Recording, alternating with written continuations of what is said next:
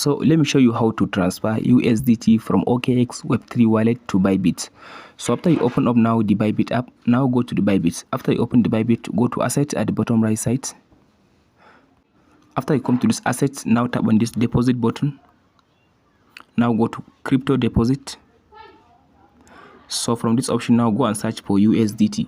So just search for USDT and select the USDT like this. So after you search for the USDT, now it will ask you to select the network. I'll go with this BSC network. It's more cheaper. So after you select the BSC network, so now swipe this one to right, this one to right. So now copy the address. Here is it now. After you copy the address from the BYBIT, now go back and open up the OKX wallet. After you open the OKX wallet, now tap on this USDT. So after you tap on this USDT, now tap on this send USDT button. So from this option now, all you have to do now, tap on this paste button to paste the address. So now here is the address. After you paste in the address that you copy like this.